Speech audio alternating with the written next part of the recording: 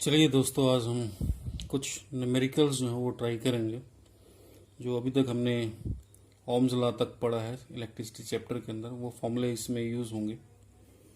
तो ये first question ये जैसे मैंने सेलेक्ट किया है, आप इसको थोड़ा रीड करेंगे। टोस्टर जो किचन में हम लोग यूज़ करते हैं। टोस्टर ऑफ रेजिस्टेंस, टोस्टर का रेजिस्टेंस गिवन है 100 ohm, is connected to 220 volt lines, यानी कि उसको 220 वोल्ट दे रहे हैं हम टोस्टर को। Calculate the current drone by the toaster. तो टोस्टर का करंट जो आपको फाइंड आउट करना है। तो कोई भी आप शॉर्ट में डायग्राम्स वगैरह ड्रॉ कर सकते हैं। जैसे मान लेते हैं कि टोस्टर है और टोस्टर का जो रेजिस्टेंस है वो आपको गिवन है 100 ohm. Okay, it is connected to 220 volt voltage. तो 220 वोल्ट आप इसको वोल्टेज दे रहे हैं। तो क्या निकालने के लिए बोल रहा है आपको इसमें? करंट। तो करंट के लिए क्या फॉर्मूला है अगर वोल्टेज गिवन हो तो ये ओम्स लॉ से रिलेटेड है। That is we know that V is equal to I into R। ये रिलेशन हमने पढ़ा हुआ है। तो यहाँ से I आपके पास आ जाएगा, तो I हो जाएगा आपके पास V अपॉन में R, वोल्टेज अपॉन में रेजिस्टेंस। तो वोल्टेज आपको 220 वोल्ट गिवन है इसमें और रेजिस्टेंस इसमें 100 है। तो सोल्व कर लेंगे आप लोग, तो यू विल गेट करंट आपके पास कितना आ गया? 2.2 एम्पियर।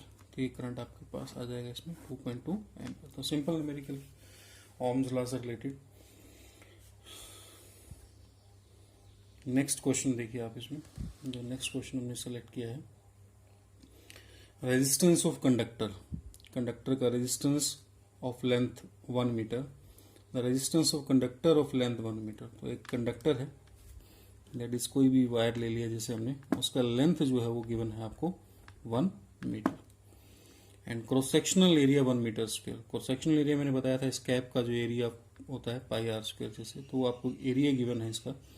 तो क्रॉस सेक्शनल एरिया गिवन है 1 mm square, 1 metre square.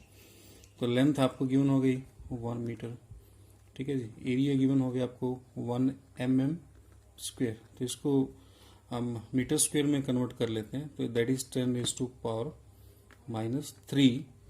Square हो जाएगा इसमें। Okay, mm square. तो 1 मिलीमीटर में 10⁻³ मीटर होते हैं। तो इस टाइप से मीटर स्क्वायर के अंदर कन्वर्ट हो जाएगा। उसके बाद आपको रेजिस्टेंस कितना गिवन है? 8 ओम गिवन है उसका resistance. Find the specific resistance. तो स्पेसिफिक रेजिस्टेंस इसमें आपसे पूछ रहा है। तो स्पेसिफिक रेजिस्टेंस जो है वो क्या होगा, यानी कि रो। तो वी नो दैट रेजिस्टेंस जो होता है वो किसका इक्वल होता है? रो L अपॉन A। ये हमने एक फॉर्मूला ड्राइव किया था रेजिस्टेंस के लिए। तो यहाँ से रो कैलकुलेट करेंगे क्रॉस मल्टीप्लाई करके। तो रो किसके इक्वल हो जाएगा? RA upon L। तो आप इसमें वैल्यूज पुट कर दीजिए। R गिवन है आपको 8, एरिया 10⁻³ का स्क्वायर, तो you will gate 10⁻⁻6 divided by length की वैल्यू 1 गिवन है, तो यू विल गेट 8 इंटू 10⁻⁻6 और ओम्स यूनिट्स बनेंगे और हमने इसको मीटर में ले लिया तो ओम्स मीटर, तो ये इसके यूनिट्स हो जाएंगे। तो ये आपके पास आ गया स्पेसिफिक रेजिस्टेंस या रेजिस्टिविटी।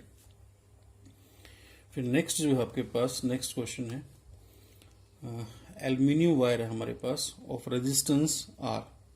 एल्यूमिनियम वायर है जिसका रेजिस्टेंस R है। It is pulled.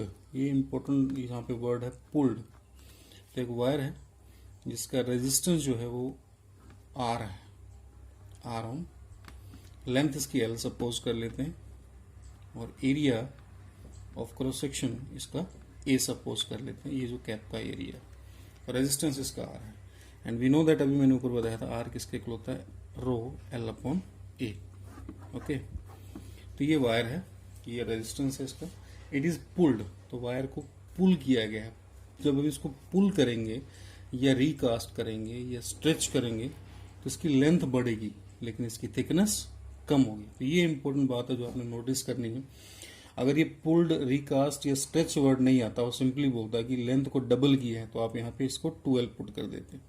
लेकिन क्योंकि इसको पुल किया गया है, स्ट्रेच किया गया है, तो इसका मतलब सिर्फ लेंथ चेंज नहीं हो रही है, एरिया ऑफ क्रॉस सेक्शन या थिकनेस भी इसका चेंज हो रहा होगा। दैट इज आपने और मटेरियल इसमें ऐड नहीं किया, इसी को रिकास्ट कर रहे हैं। इसका मतलब जो वॉल्यूम है, जो अमाउंट ऑफ मटेरियल है वो आपका सेम रहेगा, यानी कि जो नया वायर बनेगा आपका, जिसका लेंथ जो है स्ट्रेच करके इसने बोला है कि 4 टाइम्स किया है लेंथ को, तो एक नया वायर बनाया जो पतला वायर बन जाएगा, और उसका जो लेंथ है वो क्या हो जाएगा, L dash, it will be 4L, वो ओरिजिनल लेंथ का 4 टाइम्स होगा। न्यू एरिया क्या होगा वो हमें पता नहीं है, तो एरिया ए डैश आपको फाइंड आउट करना है। ये पुराना वायर था आपके पास, इसी को मेल्ट करके या रिकास्ट करके आपने नया वायर बनाया है। तो मटेरियल आप समझ सकते हैं कि जितना मटेरियल इसमें यूज हुआ उतना ही मटेरियल इसका यूज हुआ है, तो दोनों का जो वॉल्यूम है वो क्या होना चाहिए, सेम होना चाहिए। अमाउंट ऑफ मटेरियल इसमें और इसमें दोनों में सेम, तो ये कॉन्सेप्ट इसमें यूज हो जाएगा, वॉल्यूम रिमेन्स सेम।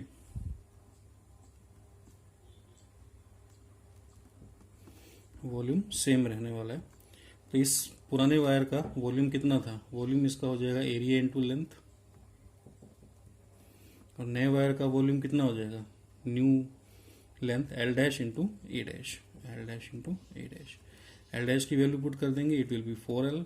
ए डैश हमें पता नहीं है, वो कैलकुलेट करना है, तो आप समझ सकते हैं जिससे एल से एल कैंसिल हो गया, तो ए डैश किसके इक्वल हो गया, ए डैश विल बी, ये 4 इधर आ जाएगा, ए अपॉन में 4, यानी कि अगर लेंथ 4 टाइम्स होगा तो एरिया ऑफ क्रॉस सेक्शन जो है, एरिया जो है वो कितना हो जाएगा, 4 टाइम्स लेस हो जाएगा। ओके, अब आपको नया रेजिस्टेंस जो है वो डिमांड कर रहा है कि नया रेजिस्टेंस कितना होगा, तो new resistance will be R dash, क्योंकि मटेरियल सेम रखा है तो रेजिस्टिविटी सेम रहेगी, वो तो सिर्फ नेचर ऑफ मटेरियल पर और टेम्परेचर पर डिपेंड करती है। And L dash new length और न्यू एरिया, अब इनकी वैल्यूज पुट कर देते हैं। रो एल डैश कितना है 4L, और ए डैश कितना है A/4, तो 4 ऊपर चला जाएगा, what will you get, R dash is equal to 16 rho L upon ए।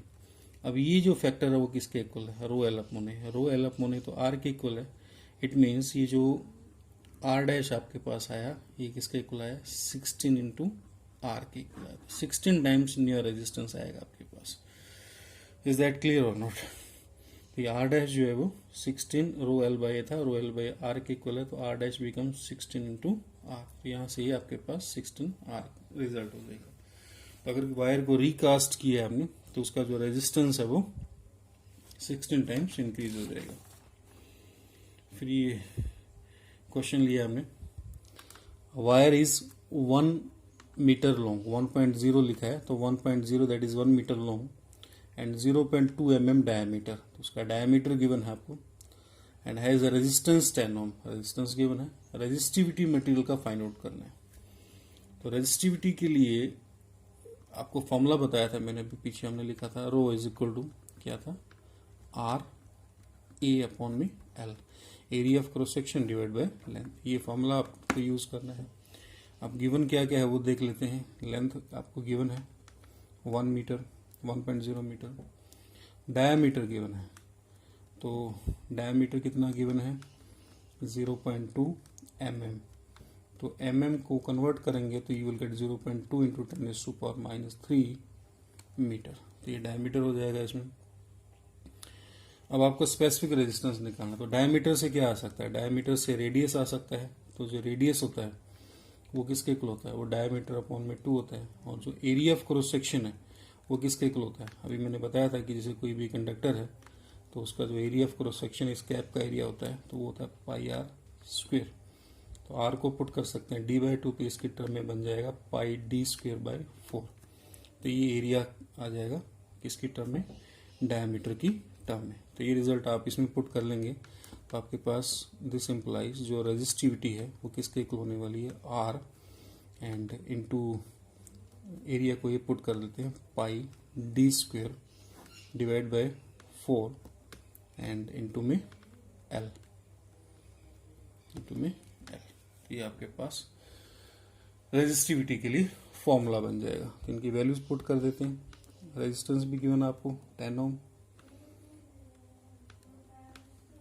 पाई की वैल्यू 3.14 ले लेते हैं, d² डायमीटर का स्क्वायर, तो d ये था तो इसका स्क्वायर करना है आपको 0.2 इंटू 10⁻³ इसका स्क्वायर हो जाएगा एंड डिवाइड बाय 4 इंटू में लेंथ कितना है, लेंथ 1 मीटर गिवन है तो लेंथ 1 हो गया इसके अंदर। तो ये आपके पास आ जाएगा। यहाँ से आप इसको कैलकुलेट कर लेंगे, इसकी जो वैल्यू आएगी उसको आप सॉल्व करके लिख लेंगे। तो ये आपके पास रेजिस्टिविटी किस में आएगी, आएगी ओम्स मीटर में, क्योंकि हमने उसको डायमीटर को मीटर में कन्वर्ट कर लिया था। ओके, इस टाइप से ये क्वेश्चन जो आपका वो सॉल्व हो जाएगा। इसको मल्टीप्लाई कर सकते हैं, इजी है कैलकुलेशन, मुश्किल नहीं होगा इसमें आपको कैलकुलेशंस वगैरह में। उसके बाद नेक्स्ट देखिए आप, इसमें 1.6 into 10⁻⁻19 coulomb charge flows through a conductor. Conductor में से चार्ज फ्लो करता है 1.6 इंटू 10⁻⁻19 कूलम चार्ज। तो आपको इसमें चार्ज गिवन है 1.6 into 10⁻⁻19 coulomb flows through a conductor in 10⁻⁻10 second. तो सेकेंड किसके यूनिट्स होते हैं, टाइम के, तो टाइम भी गिवन हो गया आपको 10⁻⁻10 सेकेंड। फाइंड करंट बताना आपको। करंट के लिए फॉर्मूला सिंपल बताया गया आपको। करंट क्या होता है, चार्ज अपॉन टाइम, Q/T। तो चार्ज कितना है 1.6 इंटू 10⁻⁻19, टाइम कितना है 10⁻⁻10 सेकेंड। यहाँ 10 की पावर 19 है, यहाँ 10 की पावर -10 है, तो ये कैंसिल हो जाएगा। तो ये ऊपर क्या, इसको ऊपर लेके जाएंगे तो पावर प्लस का हो जाएगा। तो प्लस की पावर 10 होगी और माइनस की power 19, then you will get 10⁻⁻9। तो करंट की वैल्यू क्या आ गई आपके पास 1.6 इंटू 10⁻⁻9 एम्पेयर। तो ये आ जाएगी आपके पास करंट की value. Another question,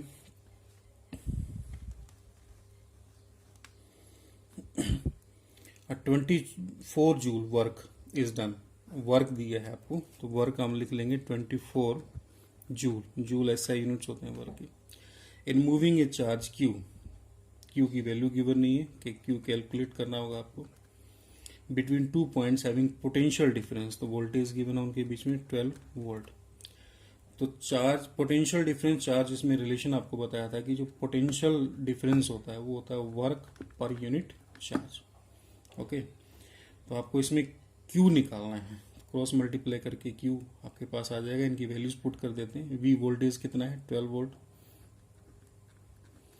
work 24, charge calculate करना है, क्रॉस मल्टीप्लाई कर देंगे तो आपको क्या मिल जाएगा, this implies Q is equal to 24/12, that is Q will be 2 coulomb. 2 coulomb charge है वो फ्लो कर रहा है इसमें। ओके, तो ये सिंपल न्यूमेरिकल था इसमें पोटेंशियल डिफरेंस के ऊपर। एक ही इस टाइप से सर्किट डायग्राम्स पर भी क्वेश्चन आ सकते हैं आपको। पहले सर्किट को समझ लेते हैं। ये एक रेजिस्टेंस है, तो रेजिस्टेंस का सिंबल ये होता है, ऐसे रेजिस्टेंस ड्रॉ करते हैं हम लोग। तो कितनी इसकी वैल्यू 20 ओम, ओम इसके यूनिट्स होते हैं। इसको कनेक्ट किया हमने वोल्ट मीटर को इसके पैरेलल में, ठीक है। तो वोल्ट मीटर वोल्टेज नोट करेगा इसके क्रॉस, और फिर इसको कनेक्ट किया हमने रेजिस्टेंस को एक बैटरी के साथ।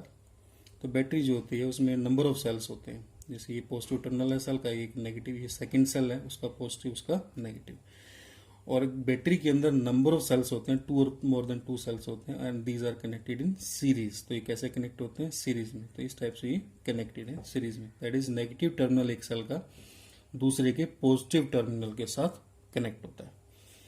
तो ये वोल्टेज इसको वोल्टेज प्रोवाइड कर रहा है। कितना वोल्टेज है वो हम नहीं जानते हैं, उसको कैलकुलेट करना है। मैंने पूछा कि वोल्ट मीटर क्या रीड करेगा, what ammeter and voltmeter does read. तो एमीटर जो है ये करंट नोट करेगा, इसमें रेजिस्टेंस में जितना फ्लो कर रहा है। इसको सीरीज में कनेक्ट किया जाता है हमेशा रेजिस्टेंस के, यानी कि जो करंट रेजिस्टेंस में फ्लो करेगा वो सारा का सारा इसमें फ्लो करना चाहिए, तभी करंट नोट होगा। और वोल्ट मीटर हमेशा कैसे कनेक्ट होता है, पैरेलल में, जैसे इसमें मैंने दिखाया आपको। तो इस क्वेश्चन में पूछा गया कि इसका रीडिंग और इसका रीडिंग बताओ क्या रीडिंग होगा, जबकि इसमें करंट मैं दिखा रहा हूँ 2 एम्पियर। तो आप एक चीज समझिए यहाँ बच्चे से, यहाँ से 2 एम्पियर करंट चल रहा है, इधर करंट नहीं जाएगा अगर ये आइडियल वोल्टमीटर है। तो इसमें क्वेश्चन में कुछ गिवन नहीं है, तो हम इसको आइडियल वोल्टमीटर मान के चलते हैं।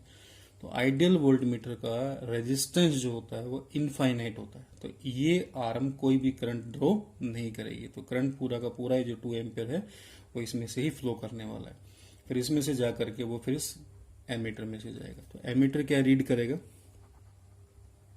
एमीटर रीड्स करंट, वो करंट की वैल्यू रीड करेगा और वो कितना करंट रीड कर रहा है, जैसे कि मैंने अभी बताया जितना इसमें फ्लो कर रहा है 2 एम्पेयर, तो 2 एम्पेयर, कुछ कैलकुलेट करने की जरूरत नहीं है। वोल्ट मीटर क्या रीड करेगा, voltmeter reads voltage, voltage I into R होता है ओम्स लॉ के अकॉर्डिंग। करंट इसमें 2 एम्पेयर फ्लो कर रहा है और रेजिस्टेंस इसका 20 है, तो यू विल गेट 40 वोल्ट। तो 40 वोल्ट जो है वो वोल्ट मीटर रीड करेगा, यानी कि जो बैटरी है ये कितनी वोल्टेज सप्लाई कर रही है, ये सप्लाई कर रही है 40 वोल्ट सर्किट को। तो इस टाइप के सिंपल न्यूमेरिकल्स आपको एग्जाम में पूछे जा सकते हैं। Thank you.